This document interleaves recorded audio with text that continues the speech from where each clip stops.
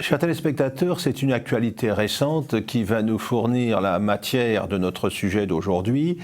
Il y a quelques semaines, en effet, le président mexicain López Obrador a réclamé au roi d'Espagne Philippe VI des excuses pour la conquête du Mexique survenue il y aura 5 siècles cette année. Alors cette revendication peut paraître quelque peu loufoque, mais elle est pourtant prise au sérieux par certains. Elle a entraîné une réponse de Séraphin Fanjul, l'auteur de Al-Andalus, la jeunesse d'un mythe, aux éditions de l'Artilleur, paru l'année dernière. Une réponse publiée dans le quotidien madrilène ABC et qui a été traduite et publiée sur le site du Figaro Vox. Donc il y a là évidemment matière à débat et c'est l'occasion de rappeler ce que fut cet épisode majeur de l'histoire espagnole et de l'histoire mondiale. Le Mexique précolombien, il va être découvert très progressivement par les conquérants. Christophe Colomb a reconnu les Antilles, la côte du Yucatan a été approchée et seulement à partir de 1511. On découvre jusque-là des populations indiennes très primitives et on ignore totalement l'existence de grandes civilisations au Mexique et évidemment à plus forte raison plus au sud, au Pérou. Une expédition dirigée par Francisco Hernández de Córdoba est envoyée en 1517 sur les côtes mexicaines. Les choses se passent mal, les pertes sont importantes du fait des combats avec les indigènes. Et ensuite, c'est Juan de Grijalva, l'année suivante, qui gagne l'île de Cozumel au large du Yucatan et puis prend contact avec des populations locales. Ces populations locales permettent de savoir qu'il existe à l'intérieur du continent un vaste empire qui est en fait l'empire aztèque. Empire aztèque assez récent qui s'est constitué à partir du début du XVe siècle pour l'essentiel, et qui a hérité de toutes les civilisations mexicaines précolombiennes dites classiques qui se sont succédées dans la région. Les civilisations olmèques à l'origine, mayas, ensuite toltèques, également les civilisations totonaques, toutes illustrées par des sites prestigieux comme ceux de Chichén Itzá par exemple, ou d'El Tajín. Ces Aztèques, donc, ils sont là depuis peu, ils se sont imposés par la force. Il s'agit de populations guerrières, assez proches à l'origine des barbares chichimèques nomadisant dans le nord du pays.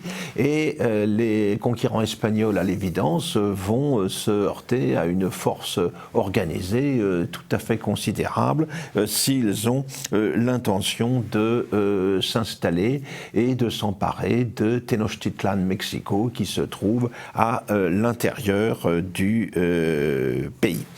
Les Espagnols vont être attirés évidemment par ce nouveau monde quand on apprend qu'il y a de l'or dans ces régions qui ne semblent pas d'ailleurs revêtir une très grande valeur pour les indigènes. Cela dit, cet empire aztèque, encore une fois, ça représente un gros morceau, en quelque sorte, s'il s'agit de s'y imposer. Il est dirigé par une aristocratie guerrière et sacerdotale. Il s'appuie sur une religion solaire fondée sur la pratique des sacrifices humains et la permanence de guerres sacrées qui font que les Aztèques s'imposent par la conquête et par la terreur à toutes les populations voisines. Un empire d'ailleurs au bout du compte qui durera peu puisque fondé au début du XVe, il va être renversé par les Espagnols à partir de 1520. Alors celui qui va être l'artisan de cette chute de l'Empire aztèque, c'est Hernán Cortés. Hernán Cortés, dont nous connaissons bien l'histoire à travers le récit que l'un de ses compagnons, Bernal Díaz del Castillo, a fait de son aventure.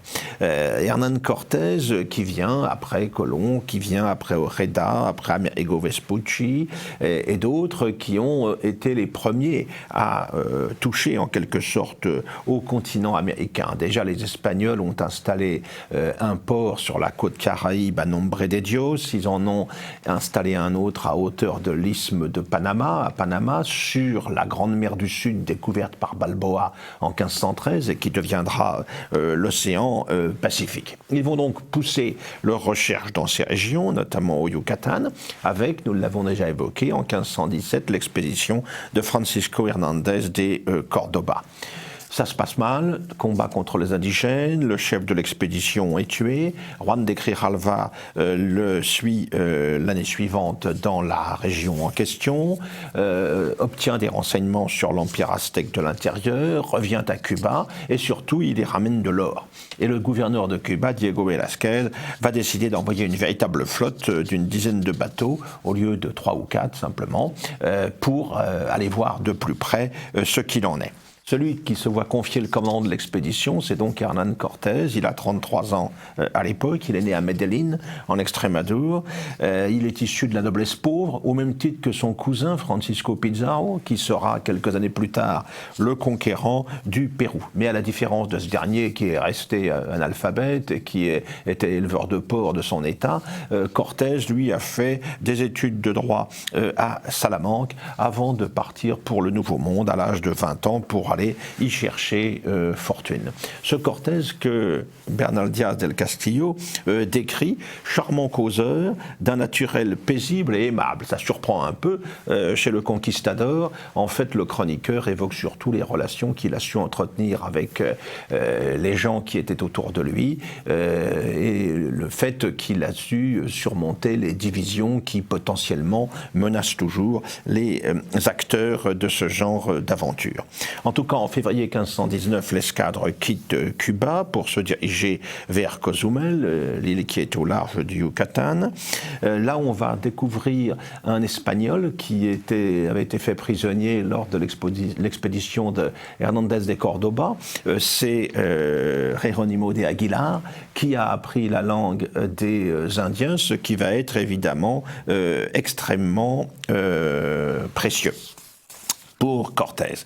Après une bataille victorieuse contre les indigènes, les conquérants reçoivent des présents, dont 20 femmes esclaves qui sont réparties entre les capitaines espagnols, et dont une, Marina, va être récupérée en quelque sorte par Cortés, une compagne extrêmement précieuse, puisqu'elle connaît la langue du Yucatan, comme l'interprète que l'on avait récupéré auparavant, mais elle connaît aussi le nahuatl, qui est la langue parlée à l'intérieur et notamment parlée dans l'empire aztèque. Elle est issue d'une grande famille locale. Elle a à l'évidence une revanche à prendre contre la domination des Aztèques. En tout cas, le jeudi saint de 1519, la flotte vient mouiller dans le port de San Juan de Ulloa, qui avait été reconnu par Grijalva l'année précédente. La troupe débarque. On reçoit des envoyés de l'empereur aztèque Moctezuma. À ce moment-là, un certain nombre d'Espagnols veulent rentrer avec les présents qui leur ont été remis. Ce sont des gens qui font valoir que Diego Velázquez, le gouverneur de Cuba, n'a pas donné l'ordre d'une conquête d'envergure. Cortés, lui, veut se maintenir. Il y a donc une division dans le camp des nouveaux venus, mais Cortés finit par se faire reconnaître juge suprême, capitaine général, et il prévoit une répartition du butin entre lui et ses compagnons, sachant que l'on laissera un cinquième de celui-ci pour le roi, c'est le fameux quinto real. La rébellion ou l'opposition à Cortés est ainsi surmontée. Cortés est d'autant plus attaché à poursuivre l'entreprise que du fait des contacts contact avec les Indiens totonaques de la région. Il a parfaitement compris que le système aztèque reposait sur une domination très mal supportée par les populations autochtones et qu'il pourrait jouer des divisions entre les populations indigènes, ce qui fait qu'avec des moyens relativement limités, nous allons le voir, eh bien, il va quand même pouvoir envisager une conquête d'envergure. Au passage, on commence à évangéliser les Indiens, même si c'est de manière un petit peu sommaire. Et puis, pour être sûr de dissuader toute tentation de retour en arrière chez ses compagnons, Cortés va détruire ses navires, condamnant ainsi l'expédition à une fuite en avant jusqu'à la victoire. Et donc, en août 1519, une expédition va quitter la côte, va quitter la position établie, le cantonnement établi là où on verra s'élever plus tard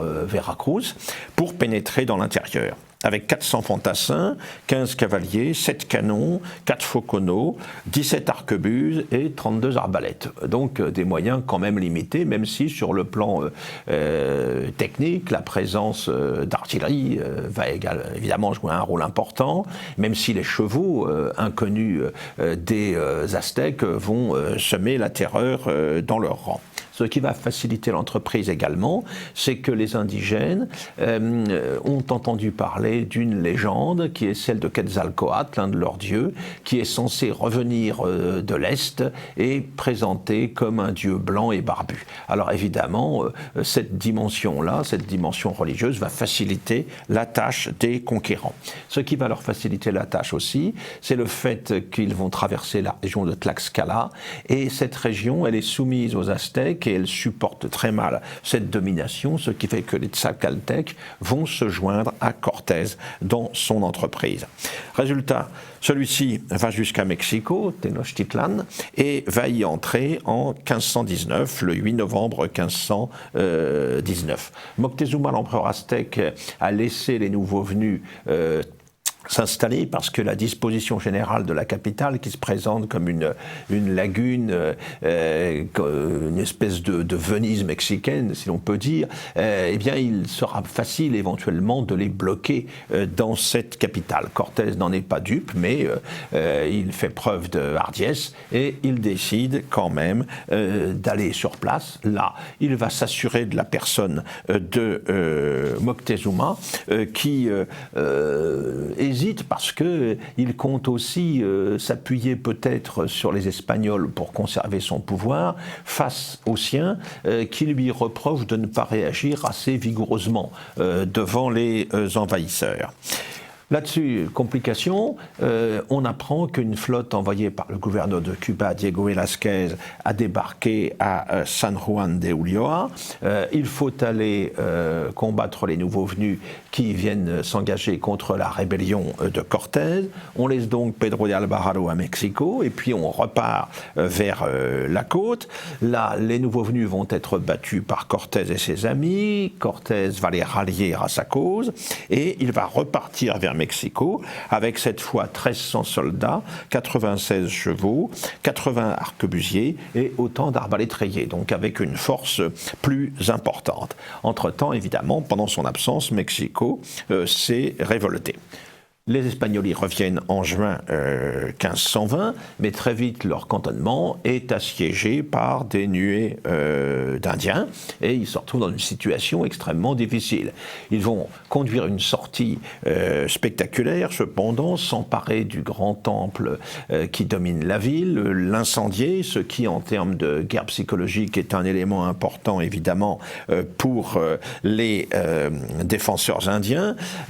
Moctezuma, sous le contrôle de Cortés, appelle les siens à arrêter les combats, mais il est tué. Il est tué par les siens. Et donc, tout est à recommencer. Les Espagnols sont en quelque sorte prisonniers de leur conquête dans Mexico. Et ils sont obligés d'évacuer la ville. C'est la nuit du 10 juillet 1520, la fameuse Noche Triste, dans des conditions très, très difficiles. Ils doivent se replier vers Tlaxcala après avoir essuyé de nombreuses pertes et après avoir perdu toute leur artillerie. Donc une conquête, on le voit, très compromise. Mais Cortés et ses amis ne se découragent pas. Au cours des mois suivants, ils vont construire une flotte de brigantins afin de réaliser le siège de de Mexico à partir de la lagune.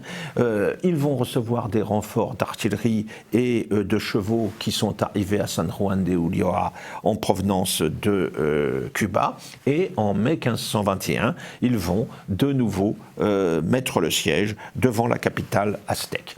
Ils vont y accéder par 3 chaussées qui traversent la lagune, mais également par celle-ci en utilisant les brigantins construits au cours des semaines précédentes. Cuauhtémoc, le neveu de Moctezuma, est à la tête des défenseurs et le siège va durer 93 jours. 93 jours terribles avec des combats sanglants au cours desquels, à l'issue desquels les prisonniers espagnols sont sacrifiés par les prêtres aztèques à la grande fureur évidemment de leurs amis qui découvrent là une civilisation tout à fait étrangère évidemment et perçue comme carrément diabolique. Hein.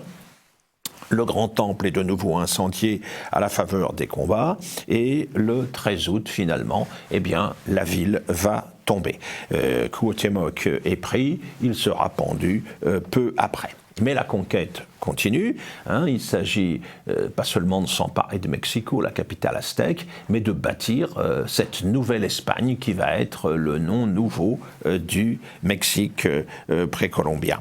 On va pousser les conquêtes en direction du Guatemala et du Honduras. Et puis, une bonne nouvelle arrive aussi depuis l'Espagne, alors que Cortés avait été considéré comme un rebelle du fait de son refus d'appliquer les ordres du gouverneur de Cuba. Eh bien, il se trouve qu'en Espagne, l'évêque de Burgos, qui était l'un de ses adversaires, Fonseca, va être désavoué et Cortés va être reconnu comme représentant de Charles Quint en Nouvelle-Espagne, ce qui évidemment va lui faciliter les choses. Il est confronté à une tentative de rébellion d'un de ses lieutenants, mais celui-ci est assassiné rapidement au Honduras.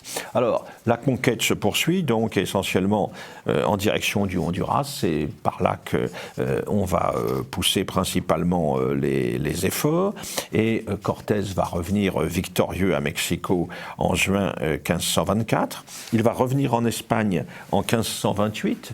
Là, il est accueilli à Tolède, à la cour royale, par Charles Quint, roi de Castille et empereur, en même temps, bien sûr.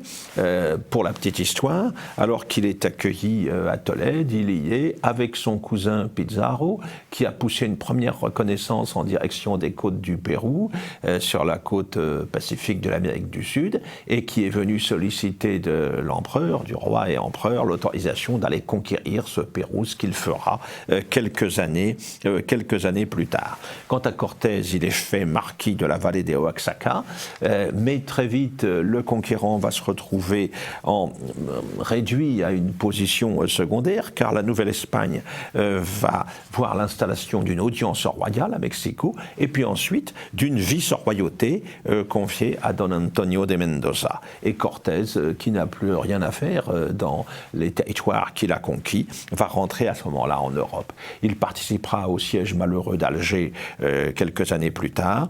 Il mourra en 1547 à Castilleja de la Cuesta, près de Séville, et sa geste, son épopée, son aventure sera immortalisée donc par l'un de ses compagnons, Bernal Díaz del Castillo. En tout cas, il correspond, il représente le début de l'étonnante, de l'immense aventure qu'a été la création de l'espace impérial hispanique, de ce qui allait devenir la Hispanidad sud-américaine.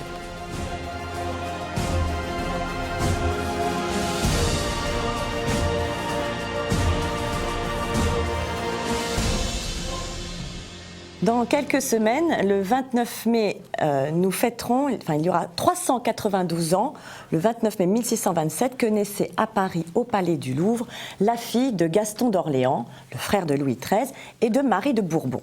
Cette petite fille est baptisée Anne-Marie Louise d'Orléans, plus connue sous le nom de Grande Mademoiselle. Quand naît cette petite fille, la situation est assez particulière dans le royaume de France, car Louis XIII et sa femme Anne d'Autriche n'ont toujours pas d'enfant au bout de 12 ans de mariage. Donc pas d'héritier pour le trône de France. Le roi de France, oncle du nouveau-né, est, dit-on, très soulagé que le bébé soit une fille, qui ne peut évidemment pas prétendre au trône, car le roi se méfie des intrigues menées par son frère, Gaston d'Orléans, qui, lui, a aujourd'hui, en ce 29 mai 1627, beaucoup de mal à cacher sa déception. Il aurait évidemment voulu un fils qui aurait pu régner si son frère et sa belle-sœur n'arrivaient pas à avoir d'enfants. 6 jours après la naissance de la petite fille, sa mère, Marie de Bourbon, dernière héritière de la branche de Montpensier, meurt des suites de ses couches. Un malheur qui fait de la fillette, dès son plus jeune âge, la princesse la plus riche et la plus titrée d'Europe. Elle est première pair et première demoiselle de France, souveraine de Dombes, princesse de La Roche-sur-Yon et de Joinville, duchesse de Montpensier, de Châtellerault et de Saint-Fargeau, dauphine d'Auvergne. Tous ces titres sont assortis de 5 pairies, de principautés et autres comtés, au total une trentaine de fiefs.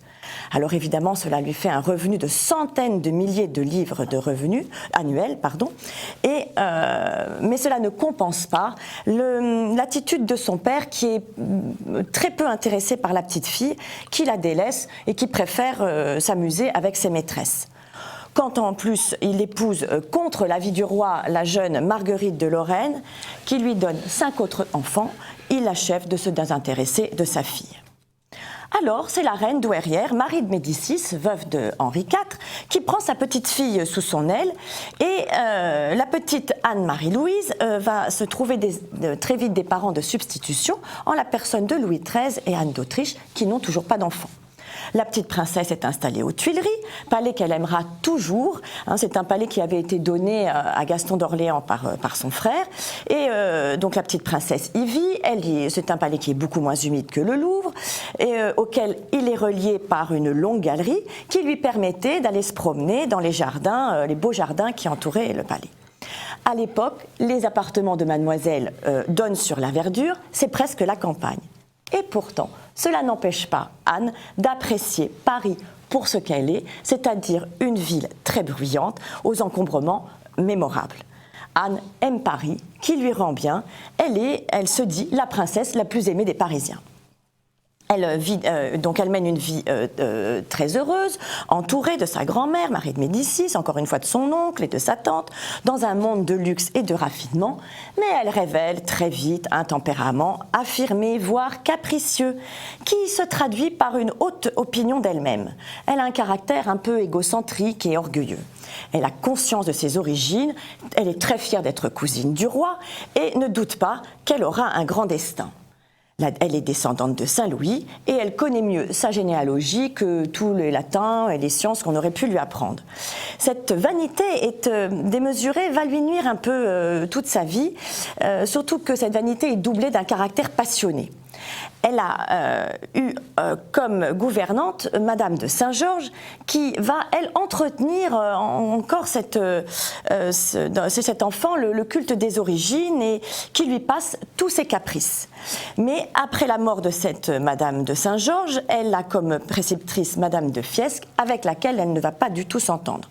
En effet, Madame de Fiesque, sur les ordres de Monsieur, qui d'un seul coup se préoccupe de l'éducation de sa fille, entreprend de reprendre en main l'éducation de Mademoiselle, qui se rebelle rapidement. Un jour, elle va même enfermer cette Madame de Fiesque à double tour dans son bureau, dans une pièce où elle travaillait, et la comtesse va devoir attendre de longues heures la venue d'un serrurier pour être délivrée. Alors, Anne, physiquement, ne sera pas vraiment jolie. Elle est en pleine santé, en revanche, bien portante, avec une haute stature.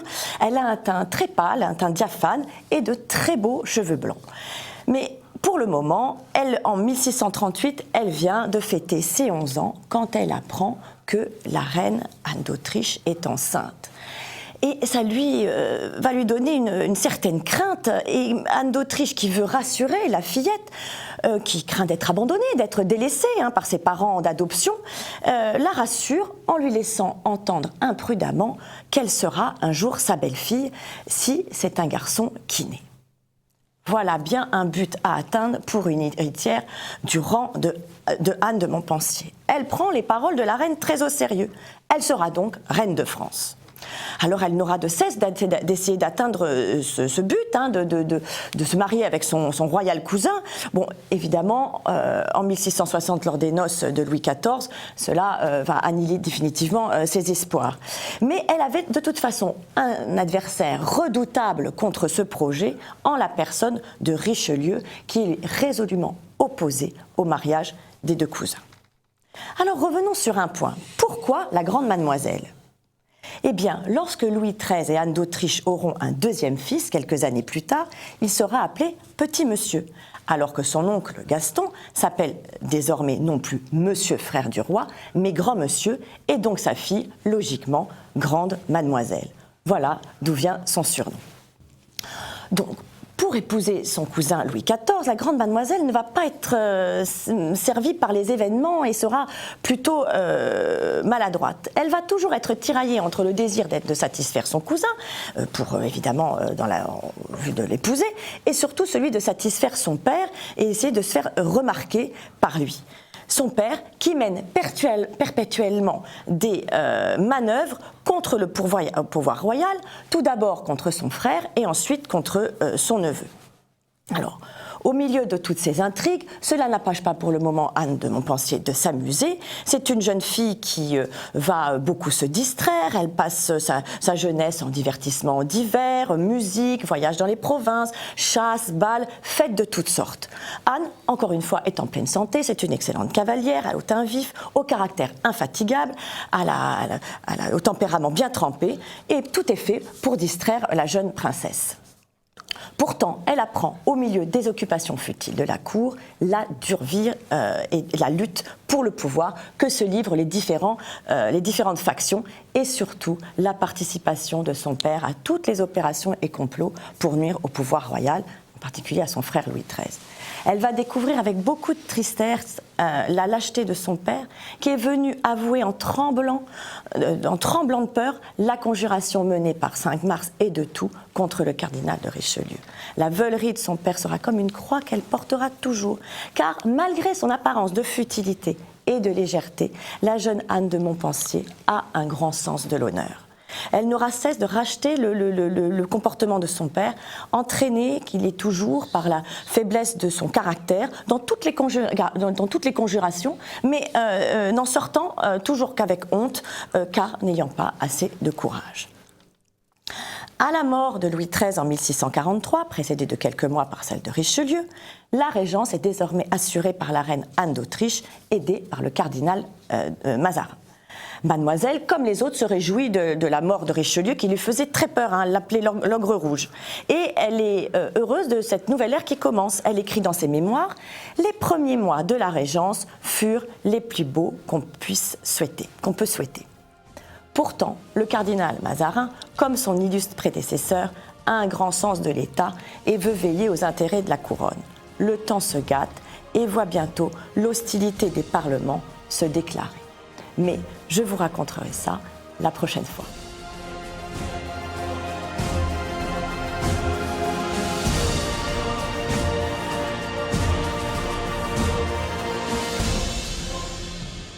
Alors, je retrouve aujourd'hui notre ami André Possokov qui s'est fait une spécialité, vous le savez, de la réinformation historique. Il suit avec beaucoup d'attention ce qui se présente sur les ondes, notamment à la télévision, en matière d'émissions historiques, et ça le conduit souvent à remettre les choses à l'endroit à l'occasion de l'une de nos émissions. Alors aujourd'hui, je crois, André, que vous avez suivi une émission consacré à l'armistice du 22 juin 1940 et que cela vous a conduit à un certain nombre de vérifications qui vont fournir la matière de vos commentaires d'aujourd'hui. Merci Philippe. Effectivement, sur France 5, nous avons eu deux émissions, deux documentaires parus fin janvier et en février. en 2 épisodes sur les secrets de l'armistice, avec le premier épisode, le piège d'Hitler, et comme deuxième épisode, les enregistrements cachés. Pourquoi ? Parce que les Allemands, à Rotonde, lorsque la délégation française est arrivée, a été enregistrée, à l'insu d'ailleurs de cette délégation, et que ces enregistrements ont été un peu perdus, mais on les a retrouvés, et il est intéressant d'entendre ce que disent Keitel, l'interprète, et le général Hunziger, qui commandait, qui était plutôt à la tête de cette malheureuse délégation dans le wagon de Rotonde. Donc le premier épisode, le piège d'Hitler, les enregistrements cachés. Alors c'est extrêmement intéressant, il y a beaucoup d'historiens qui interviennent, François Delplat, Fabrice Grenard, François Kersedy, Jeannet, Jean-Paul Bled et Éric Branca. Ils interviennent. C'est très intéressant, les commentaires, il ne s'agit pas d'être pétainiste ou anti-pétainiste, je sors de cela, il s'agit de l'armistice. Je rappelle que le gouvernement Pétain était le dernier de la Troisième République. Tout à fait. Et que le changement de régime, si on peut parler d'un changement de régime, il y a eu quand même un changement de régime, c'est le 10 juillet à Vichy. Donc il ne s'agit pas de ça. Il s'agit de la présentation de l'armistice dans cette émission, et je dois dire que je pense que c'était extrêmement politiquement et historiquement correct, et je crois qu'il y a peut-être un autre point de vue. Et la deuxième chose, c'est la mise en cause de Pétain et de Weygand, qui se sont dévoués pour un moment donné, j'y reviendrai, et non pas la mise en cause des véritables responsables de la défaite. Alors, la première des choses, c'est rappeler que le 10 mai, les Allemands ont attaqué sur la Meuse, ont enfoncé les Français, en même temps que les troupes franco-anglaises entraient en Belgique. Elles ont été prises à revers, et eh bien, ça a été la défaite. Cette défaite, on peut dire qu'elle était actée le 4 juin, lorsque le dernier Anglais a réembarqué à Dunkerque. Voilà. Alors, d'emblée, Éric Branca dit que, à Montcornet, site bien connu, ça a été la seule contre-attaque victorieuse. Victorieuse est un mot peut-être excessif. Alors, non, ce n'était pas victorieux. Alors, il faut préciser ce qu'il en est, c'est ce combat de Montcornet. C'est ce que je vais dire. Mais qui est l'acteur principal? Mais je vais le dire. Le général de Gaulle, enfin à l'époque colonel, avait été désigné pour prendre le commandement de la 4e DCR qui était en cours de formation. Et cette formation était inachevée. Manque de fantassins, manque de blindés, de transport, de communication. Il a attaqué, sur ordre, dans les flancs des armées allemandes qui commençaient à défiler pour aller vers Abbeville. Alors, il a attaqué, indiscutablement, mais il a été obligé, il a été refoulé. Il ne s'agit pas d'une erreur, mais il n'avait pas les moyens. Oui. Il a à peine ralenti les Allemands, et Guderian a été clair là-dessus. Et donc, ce n'est pas victorieuse. Il a eu le mérite d'essayer de faire quelque chose. Par contre, il y a eu d'autres contre-attaques. À Stone, que les Allemands appelaient le Verdun de 1940, ou ailleurs, il y a eu des contre-attaques, il y a eu des batailles féroces, c'est arrivé, et puis en même temps, une fuite générale. Bon. Mais par contre, ce dont il n'est pas question, c'est de la bataille d'Abbeville, du côté du 24-25 mai, où si elle avait réussi, là, les Allemands auraient été très ennuyés, parce que les Français et les Anglais auraient franchi la Somme. Il y a eu 3 divisions, une division anglaise, la 4e DCR, et une autre DCR du colonel et après général Perret. Et ça a été un échec total, face à des fantassins armés simplement de canons de 88. Et ça, on n'en parle pas. Et l'historien de Veilly a écrit des livres là-dessus. Oui. Donc, pour moi, dire que c'est victorieux, c'est quand même pas bon. C'est une anomalie. Alors on parle après on a appelé vers la fin mai, même assez rapidement vers le 18-19 mai, Philippe Pétain, qui jusque-là avait absolument refusé de faire partie d'un gouvernement, et le général Weygand, qui était en Syrie, pour qu'il prenne la tête des armées, et pour remplacer Gamelin. Gamelin qui avait fait la preuve de son impéritie. Eh bien, les commentaires à leur égard, alors qu'il y a une abnégation complète. Les deux savaient que la situation était désespérée, malheureusement. Les Français se retrouvaient à 1 contre 3 sur la Somme. Sur la Somme. À 1 contre 3, dans l'état où ils étaient. Alors, la fille, dame d'un âge vénérable, hein, dans l'émission de Paul Reynaud, président du Conseil, dit que Paul Reynaud méprisait Pétain, que c'était un peu pour ça qu'il l'avait appelé. Moi, je ne crois pas qu'on peut dire ça de Pétain. Il avait été envoyé avec l'assentiment de tout le monde comme ambassadeur, où il a réussi à recoller les pots cassés par la Troisième République. Et surtout, son prestige en Espagne. Oui, en Espagne, son prestige était énorme. Le mépris, non. Bah oui, Pétain et Weygand, on les appelle parce qu'ils évoquent, leur personne évoque la victoire de 1918. Absolument. L'ancien commandant en chef et puis l'adjoint immédiat de Foch. Alors, quant à Maxime Weygand, il n'a jamais été qu'un brillant second. Il n'a commandé que ce qu'on lui avait donné à commander. Partout où il a été, il avait très bien marché, notamment en Pologne et en Syrie. Et surtout, ce qui est dit, c'est que très rapidement, Maxime Weygand se résigne presque immédiatement à la défaite. C'est faux. C'est faux. Hein. Il a essayé de contre-attaquer, et c'est à ce moment que les Anglais à Arras ne lui ont pas permis de réellement contre-attaquer. Et deuxièmement, il a essayé de barrer la route aux Allemands sur la Somme. La fameuse défense en hérisson sur le front Somme-Aisne, en début juin. Alors, pas la moindre critique sur Gamelin. Sur Gamelin, on dit qu'il y a quelque chose, mais pas la moindre critique sur Daladier. Donc, il y a une malveillance au départ. C'est ce que je regrette. Hein, parce que la situation était dans un tel état que se dévouer, venir, et d'ailleurs, Maxime Weygand l'a dit au procès de Pétain, il y avait une réelle abnégation. Hein, et ils ont sacrifié la gloire qui était réelle.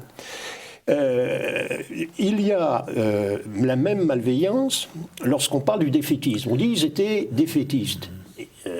Le 4 juin, la défaite, elle était pratiquement acquise. Et d'ailleurs, les Anglais ont acté la chose dès le 20 mai, 23 mai, en partant. En organisant l'opération Dynamo. L'opération Dynamo. Et sans avertir. Mais chez les Anglais, c'est de la lucidité. Tandis que la prise en compte chez les Français de la réalité des choses, c'est du défaitisme. Tout le monde savait qu'à ce moment-là, la partie était perdue. Je pense que c'est important, et notamment chez François Delplat, c'est de réaffirmer toujours le défaitisme de Pétain. Mais lorsque l'armée française était dans l'état où elle était, il faut bien voir que la veille de l'armistice, les Allemands avaient pris Lyon, qu'ils avaient dépassé la Loire, et que la 7e division blindée de Rommel avait fait 240 km en une journée jusqu'à Cherbourg.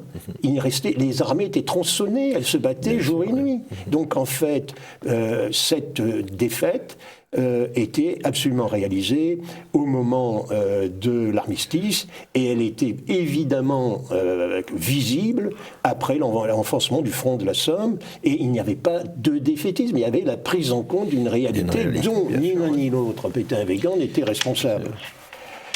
Alors, bien entendu, nous avons la prise en compte des comités de guerre. Il y a eu un comité de guerre le 25 mai chez les Français, où, si l'on écoute l'émission, Weygand aurait pratiquement intimé l'ordre à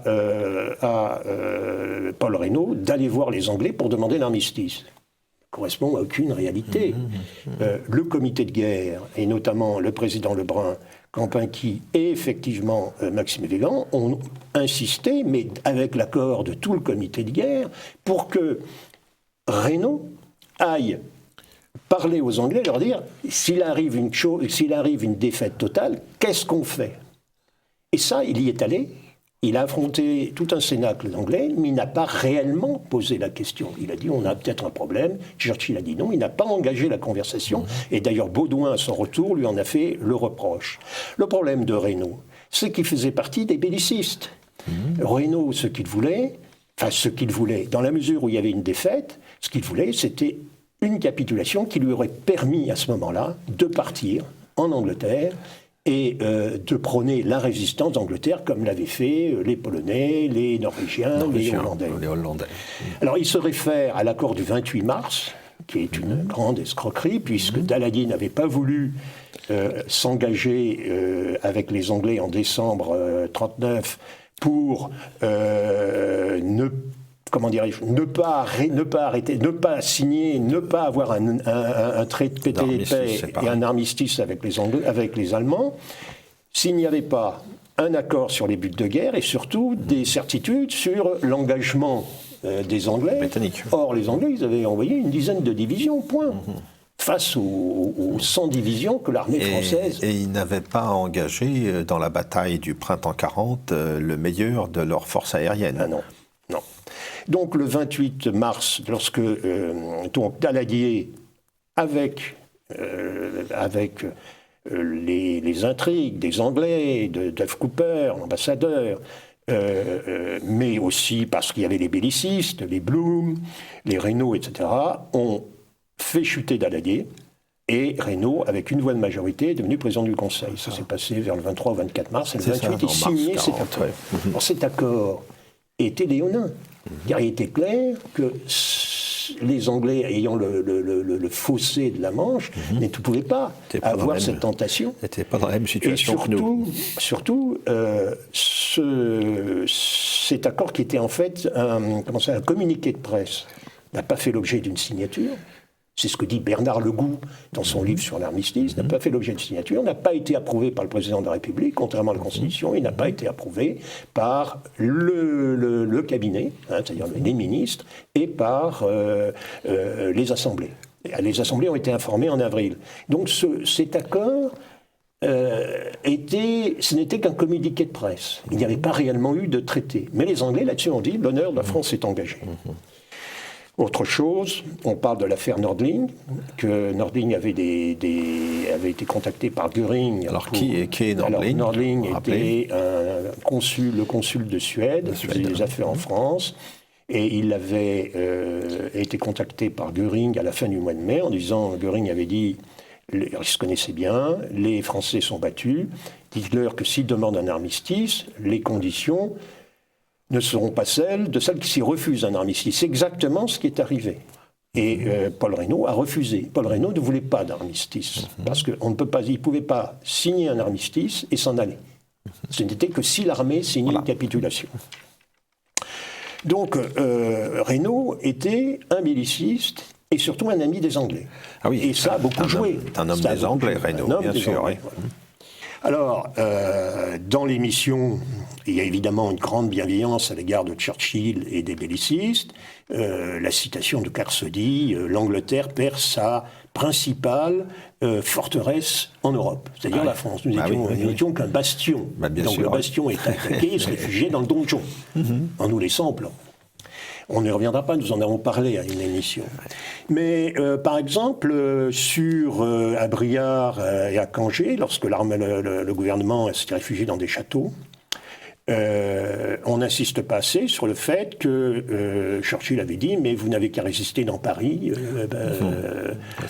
pont par pont, immeuble par immeuble », qu'on lui dit « le fait de réduire Paris ensemble n'arrangera rien ». Il a dit à ce moment-là « faites une guérilla ». Et puis il a dit à ce moment-là « la France sera écrasée ». C'est ce que l'on appelle, ce que Kersody appelle le stratège, il a un mot, mais ce qui veut dire un stratège aventureux et désordonné. C'était le cas de Churchill. Le soir, ce que l'on ne dit pas non plus, c'est que le soir, au repas, Churchill avait dit à Pétain, mon général, mon monsieur Marshall, vous vous rappelez qu'en 18, j'étais venu vous voir et que la situation s'était rétablie. À quoi Pétain lui avait dit, c'est vrai, vous étiez en déroute, nous vous avons envoyé, je vous ai envoyé 40 divisions. Ouais. Aujourd'hui, c'est nous qui sommes enfoncés. Où sont vos 40 divisions? Alors, ils ne sont plus adressés la parole. Voilà. Oui, c'était après l'offensive allemande. Et tout ça n'est pas rappelé, parce que l'attitude anglaise était scandaleuse. Nous foutons le camp, alors, avec des raisons, des explications, mais vous continuez à vous battre. Le combat. Vous êtes des défaitistes. Enfin, Maxime Weygand avait relevé l'indifférence des politiciens du cabinet à l'égard des combattants et de leurs souffrances qui étaient réelles. Et puis une situation sur le terrain qui était devenue de fait quasiment ingérable. Alors, la seule chose que l'on peut dire, enfin, d'abord, il y a eu des moments où l'armée française s'est battue avec courage, ce qui en restait, parce que, bon... Bien sûr. Mais il faut quand même noter, et ça, Max Scavon, historien que vous connaissez bien, a fait un livre là-dessus, sur la bataille des Alpes. Les Italiens, en plus, les Italiens nous ont déclaré la guerre. Oui. Et les Italiens ont attaqué du côté du 10 juin, peu après, jusqu'à l'armistice. Ils n'ont pas pénétré et l'école était pratiquement défendue par les sections des clairs-skieurs. Le général Olryd, dont je crois il faut saluer la mémoire, avait fait son travail de général, puisque pendant l'hiver, il avait fait descendre toutes les unités. Le front des Alpes a tenu. Et il les avait entraînées. C'est des divisions de série B. Et elles ont tenu. Et lorsque les Allemands ont dépassé Lyon et sont arrivés vers Vorep, vers Chambéry, un général Cartier, un type âgé, a pris tout ce qu'il pouvait prendre, des marins, des coloniaux, etc. Et il s'est défendu, ce qui fait qu'au jour de l'armistice, ça n'avait pas été, l'ensemble des Alpes n'avait pas été vaincu. Mais c'est une exception dans un ensemble désastreux. Alors les solutions. On parle bien du réduit breton. Ouais, bah ça, mais l'émission ne dit pas à quel point ce réduit breton est une idée, une idée grotesque. Bien sûr. Bon. La deuxième chose, c'est l'AFN. Alors, que le gouvernement se réfugie en AFN avec les forces. Mais rien que pour cela, il fallait des bateaux. Voilà, il fallait avoir préparé une manœuvre de cette ampleur. Bernard Legout dit que si vers le 20 mai on y avait pensé, il y aurait eu des choses à faire. Mais les bateaux, il fallait des dizaines de bateaux, voire des centaines. Bien sûr, ouais. Et alors ça a été parfaitement mis en lumière lors d'un colloque qui s'est tenu à l'école militaire il y a quelques années, justement sur la question de l'armistice.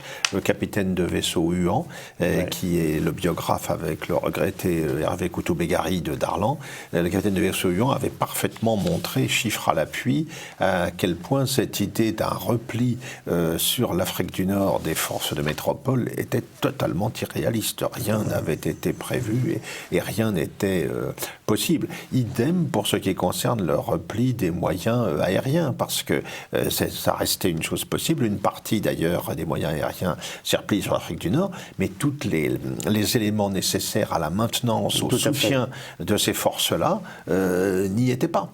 L'armistice a permis à ces forces aériennes et aux forces qui restaient en Afrique du Nord de se reconstituer. Et sous l'égide du général Weygand. Et je crois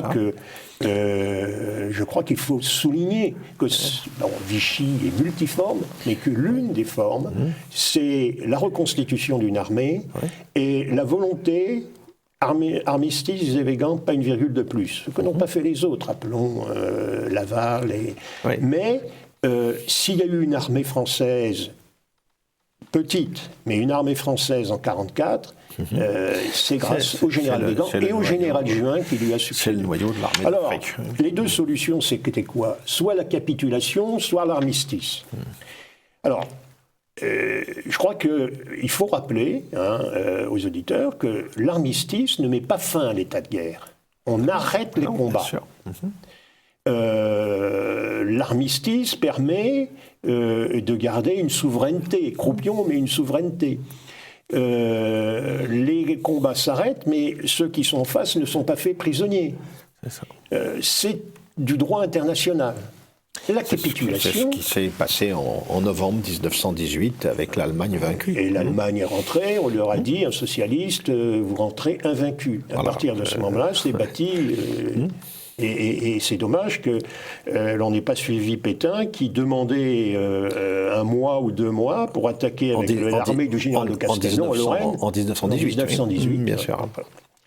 Donc la capitulation, c'est terrible. C'est-à-dire qu'on se remet complètement dans les mains de l'ennemi qui peut continuer, il aurait pu continuer jusqu'à Marseille. C'était 2 millions de prisonniers de plus. Oui, et puis c'est la solution polonaise, quoi. Oui, et puis c'est la population à la merci. Il n'y a plus de défense du droit. Les prisonniers français ont été défendus grâce à cet armistice.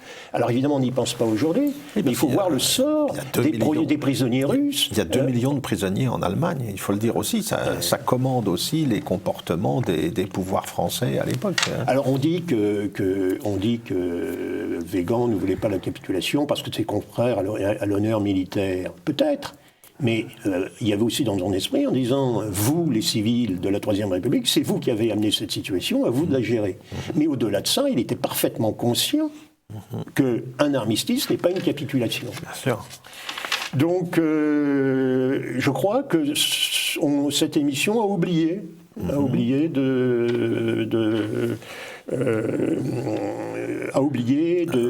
d'expliquer cela. Un certain nombre de points importants. Je pense que c'est un point fondamental. Concernant la demande d'armistice, donc on se rappelle nous rappelons comment ça s'est passé. Hein. À un moment donné, alors ne rentrons pas dans les détails, nous n'avons pas le temps, mais à un moment donné, Reynaud a donné sa démission et a été remplacé par Pétain. Et le lendemain, Pétain... Le 16 juin.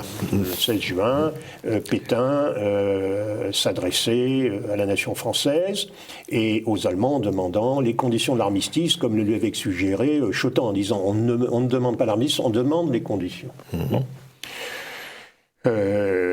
Alors, dans l'émission, on parle d'un coup d'État en douceur. Il n'y a pas de coup d'État en douceur. On a proposé...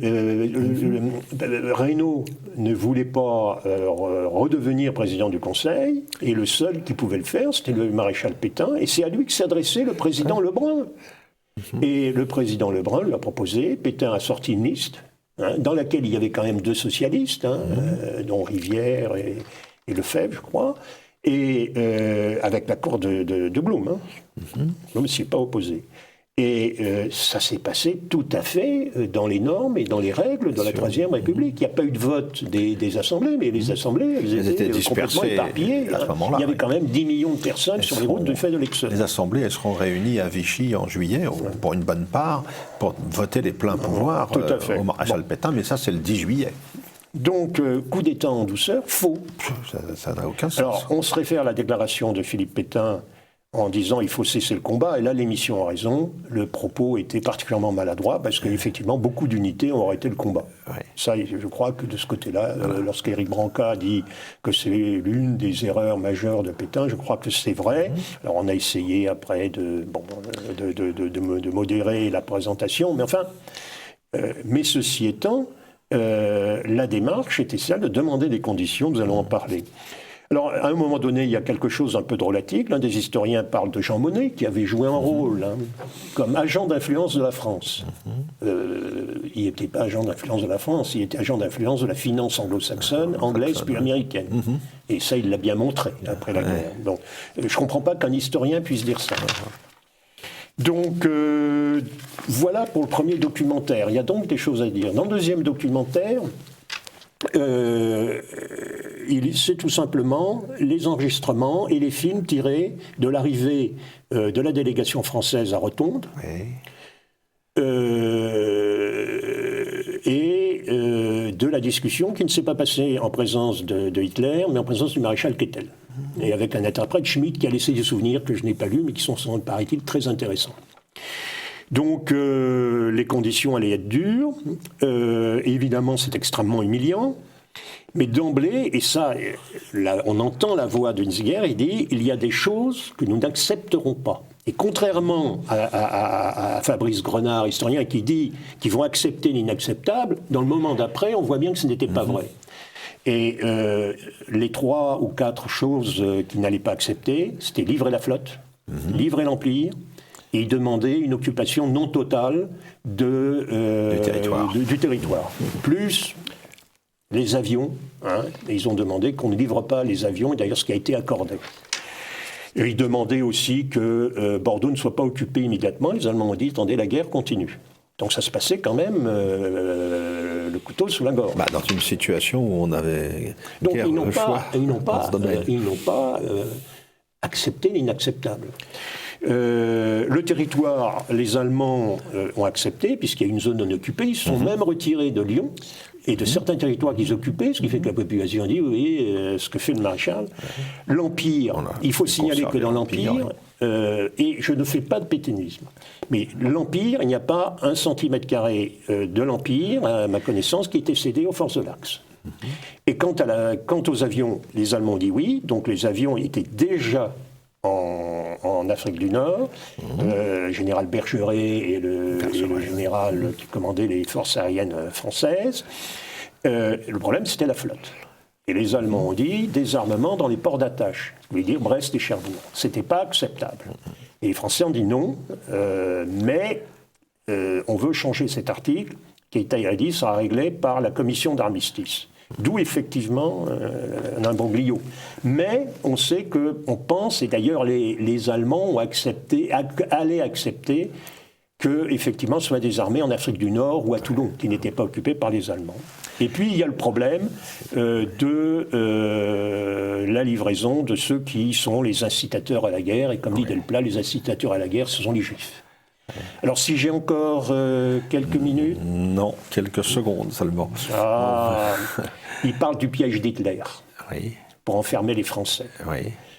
Personnellement, j'insiste là-dessus, le piège d'Hitler s'est retourné contre lui, contre ce qui n'est pas bien. Il s'est retourné contre lui parce que, à la suite de l'armistice, il n'a pas pu mettre le pied en Afrique du Nord, et c'était absolument décisif, il n'a pas eu la flotte. Et c'est tellement vrai que le 15 juillet 1940, Hitler a demandé au gouvernement Pétain, qui lui était devenu un gouvernement Pétain, 8 aérodromes au Maroc, l'utilisation de la ligne de chemin de fer entre Rabat et Tunis, des bateaux pour transporter les troupes et l'utilisation des ports. Et Pétain a dit non. Et ça, je crois qu'il faut insister, que ça montre que sont qu'ont dit les généraux allemands que ça avait été une grave erreur de ne pas, pour eux, aller en Afrique du Nord, à cause de l'armistice. Je crois que c'est profondément vrai que cet armistice était inespéré et a rendu un très grand service, non seulement à la France, mais aux Alliés. Après, ce qui s'est passé est une autre histoire. Merci beaucoup de tous ces éclairages concernant cet épisode majeur de la Seconde Guerre mondiale. Nous vous retrouverons, je crois, de toute manière bientôt pour aborder d'autres questions du même type.